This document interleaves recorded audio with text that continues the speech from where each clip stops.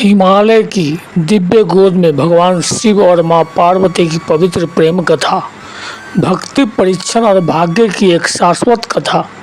उनकी यात्रा हमें सिखाती है कि सच्चा प्यार दिखावे से परे होता है, जो अटूट विश्वास और निस्वार्थ संपन्न में निहित होता है। भगवान शिव और मां पार्वती तथा उनके प्रेम और भक्ति की कथा। हर हर महादेव, जय श्री राम, जय बागेश्वर धाम, जय हनुमान। नमस्कार दोस्तों, महादेव शिव चैनल में आप सभी का स्वागत है। अगर आप यह कथा सुन रहे हैं तो पूरा सुनिए, आधा अधूरा छोड़कर जाने की गलती मत कीजिएगा, क्योंकि इस पवित्र कथा को सुनने मात्र से मनचाहा फल की प्राप्ति होगी।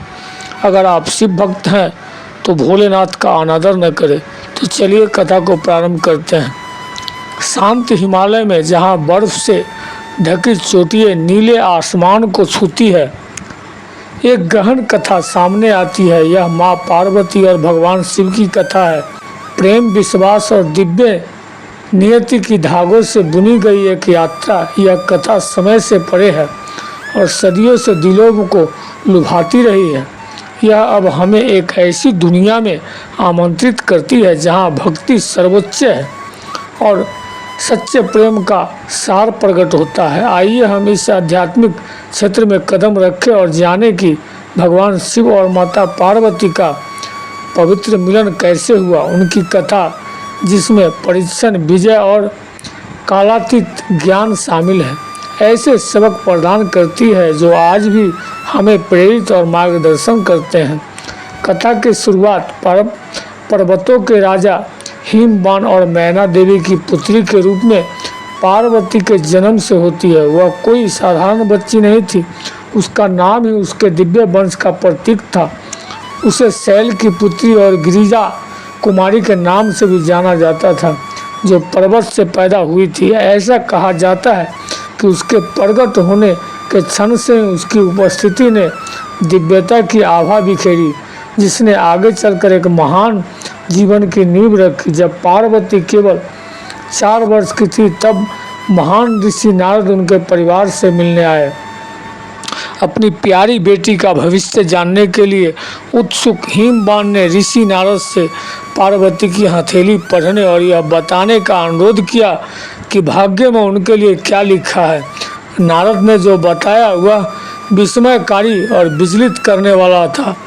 उन्होंने भविष्यवाणी की कि पार्वती एक आदर्श महिला बनेगी, जिसकी लोग पूजा करेंगे और उसे अनुग्रह और गुण के प्रतीक के रूप में सम्मानित किया जाएगा। हालांकि एक अशुभ भविष्यवाणी थी जिसने हिमवान को बहुत परेशान किया। पार्वती का भावी पति कोई ऐसा व्यक्ति होगा जो निर्जन स्थान पर रहेगा, अजीबोगरीब आभूषणों और फटे पुराने कपड़ों में लिपटा रहेगा। वह शाही कपड़ों से सुसज्जित नहीं होगा और उसका रूप दुनिया के लिए पहचान में नहीं आएगा। इस भविष्यवाणी ने हिमवान और मैना देवी को बहुत चिंतित कर दिया, क्योंकि वे अपनी बेटी के लिए किस्मत में लिखे अजीब और अशुभ पति के बारे में चिंतित थे। फिर भी ऋषि नारद ने उन्हें आश्वस्त किया कि यह भाग्य पहले से ही तय है, जिस उसके जीवन के पाठ्यक्रम से बचना संभव नहीं है। हालांकि आशा की एक किरण थी। नारद ने सुझाव दिया कि यदि पार्वती संपन्न के साथ गहन तपस्या करती है तो वह भगवान शिव को अपने पति के रूप में प्राप्त कर सकती है। माँ पार्वती भगवान शिव का हृदय जीतने के लिए तपस्या कर रही थी। भगवान शिव से विवाह करने के लिए दृढ़ संकल्पित पार्वती ने कठोर तपस्या का मार्ग अपनाया। वह राजमहल के आराम से दूर हो गई और हिमालय की यात्रा पर निकल पड़ी, जहां उन्होंने अपनी कठिन आध्यात्मिक साधनाएं शुरू की। उनकी तपस्या इतनी तीव्र थी कि उनके शरीर में दुर्बलता और कमजोरी आ गई। शुरुआत में उन्होंने सूखे पत्तों को खाकर जीवन यापन किया, लेकिन जल्द ही उन्होंने यह भी त्याग दिया।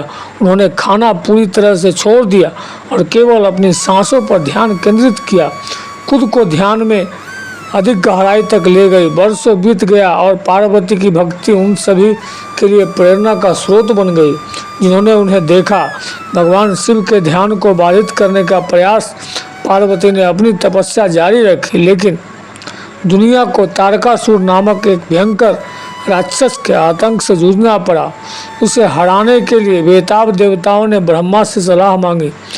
ब्रह्मा ने उन्हें बताया कि केवल भगवान शिव और पार्वती का पुत्र ही राक्षस को हरा सकता है, लेकिन शिव जी गहरे ध्यान में लीन थे, इसीलिए उन्होंने संपर्क नहीं हो पा रहा था। तब देवताओं ने भगवान शिव को उनकी समाधि से जगाने के लिए प्रेम के देवता कामदेव को नियुक्त करने का फैसला लिया। कामदेव ने अपने काम के बाणों से भगवान शिव के ध्यान को भंग करने का प्रयास किया। सुगंधित फूलों और मधुर संगीत के साथ आकर्षक वातावरण का निर्माण किया। उनके सर्वोत्तम प्रयासों के बावजूद शिव जी अप्रभावित रहे, अपने गहन ध्यान की अवस्था में लीन रहे। निराश होकर कामदेव ने शिव जी पर सीधे बाण चलाने का कदम उठाया, जिससे वे अपनी समाधि से जाग गए। कई साल में पहली बार भगवान शिव ने अपनी आंखें खोली। अपने आसपास ठंडी सुखदायक हवा और सुगंधित सुगंध महसूस की। जैसे ही उन्हें घुसपैठ का एहसास हुआ, उन्होंने अपनी तीसरी आंख खोली और उग्र ऊर्जा की चमक से कामदेव को भस्म कर दिया। उस क्षण कामदेव की पत्नी रति भगवान शिव के चरणों में गिर पड़ी और अपने पति के जीवन की भीख मांगने लगी। शिव जी हालांकि कठोर थे, लेकिन उन्होंने कामदेव को वरदान दिया, वह जीवित रहेगा लेकिन बिना शरीर के। तब से कामदेव निरंकार के रूप में मौजूद हैं। शिव जी का एकांत प्रेम की अस्थायी शक्ति का प्रमाण था। उनकी प्रिय पत्नी सती के चले जाने से उनके अंदर एक ऐसा शून्य पैदा हो गया था जिसे भरा नहीं जा सकता था। फिर भी उनकी तपस्या अडिग रही। भगवान शिव के संपन्न और पार्वती शिव जी का दिल जीतने के अथक प्रयासों को देखकर देवत्व की शक्ति ने षड्यंत्र करना शुरू कर दिया। इसी दौरान अयोध्या के राजा के रूप में भगवान राम ने भगवान शिव से उनकी पैरवी करने के लिए संपर्क किया। श्री राम ने बताया कि सती जो अपने पिछले जन्म में मर गई थी, हिमवान की पुत्री पार्वती के रूप में पूर्व जन्म ले चुकी है। तब श्री राम ने शिव जी से आग्रह किया कि यदि विवाह का प्रस्ताव आए तो वे उसे अस्वीकार न करें। शिव जी ने राम के अनुरोध को स्वीकार कर लिया और दिव्य मिलन का मार्ग प्रशस्त किया। इसी बीच पार्वती अपनी भक्ति में दृढ़ थी। उन्हें और भी परीक्षणों से गुजरना पड़ा। 9 एगुस्सर रहस्यमयवादी ऋषि उनके संकल्प की परीक्षा लेने आए। उन्होंने उनसे पूछा कि उन्होंने भगवान शिव को अपना प्रिय क्यों चुना, बजाय अधिक आकर्षक और समृद्ध भगवान विष्णु के। शिव जी ने अपने तपस्वी और कम आकर्षक गुणों के लिए जाने जाते थे, लेकिन पार्वती ने गहन ज्ञान के शब्दों में उत्तर दिया। पार्वती ने बताया कि बाहरी गुणों पर आधारित प्रेम क्षणभंगुर होता है, जो व्यक्तिगत संतुष्टि की इच्छा से प्रेरित होता है। ऐसा प्रेम अस्थायी होता है क्योंकि यह दृश्यमान और क्षणभंगुर चीज़ों से आकार लेता है। इसके विपरीत भगवान शिव के प्रति उनका प्रेम शुद्ध और असीम था, स्वार्थी इच्छा में निहित नहीं, बल्कि एक गहन संबंध में जो भौतिक दुनिया से परे था। उन्होंने बताया कि यह भक्ति का सबसे सच्चा रूप था। प्रेम अपनी स्वयं की पूर्ति के लिए नहीं, बल्कि प्रिय की खुशी और भलाई के लिए। पार्वती की प्रेम की समझ ने इसके गहरे सार को उजागर किया। सच्चा प्रेम सत्वी गुणों या क्षणभंगुर इच्छाओं से बंधा नहीं होता है। यह निस्वार्थ अस्थायी होता है और सांसारिक परिभाषाओं से ऊपर होता है। योगीश्वर ने उन्हें हृदय की पवित्रता और दीर्घ निश्चय को पहचानते हुए अपने आकलन के साथ भगवान शिव के पास लौटे और पार्वती को उनके लिए योग्य पत्नी घोषित किया। तब भगवान शिव और माँ पार्वती का दिव्य विवाह आरंभ हुआ। जब विवाह का समय आया तो बारात किसी भी अन्य बारात से अलग थी। शिव जी अपने स्वभाव के अनुरूप शाही शादियों की परंपराओं को पालन नहीं करते थे। उनकी बारात भूत प्रेत और पाताल लोक के प्राणियों से भरी हुई थी। दिव्य दल का नेतृत्व भगवान विष्णु कर रहे थे और देवता और देवियों हालांकि उलझनों में थे, लेकिन विस्मय में जुलूस के पीछे चल रहे थे। जैसे ही बारात हिमवान के महल में पहुंची, वहां के लोग शिव जी को ऐसे अनोखे प्राणियों के साथ देखकर तंग हो गए।